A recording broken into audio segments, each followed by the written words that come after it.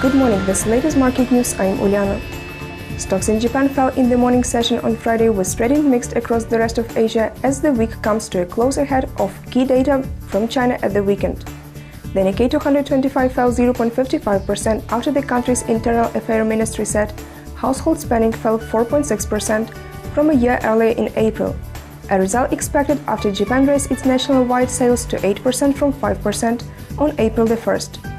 In Sydney, the ASX 200 fell 0.2%, led lower by minor shares after spot iron ore prices hit a fresh 20-month low.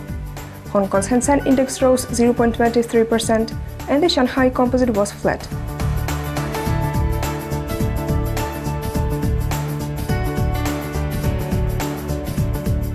Overnight, the dollar traded lower than most major currencies on news. The US gross domestic product contracted more than expected in the first quarter, though losses were limited as rough winter weather made the economy look worse than it really was.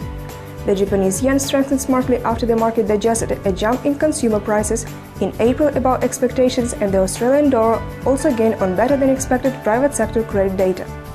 US dollar Japanese yen traded at 101.62, down 0.17%. April national core CPI rose 3.2% compared to expectations for a gain of 2.9% on year, an 11th straight year-on-year rise and the highest since July 1991 due to April consumption tax hike to 8% from 5%.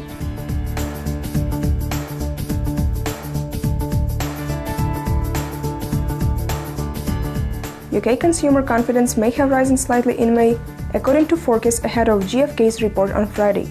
GfK's Consumer Sentiment Index is expected to increase to -2 this month from -3 in April.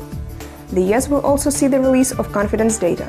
The University of Michigan is likely to revise its Consumer Confidence Index upwards to 82.5 in May from 81.8 in April. Elsewhere in the US will be data including personal spending and Chicago Purchasing Managers Index.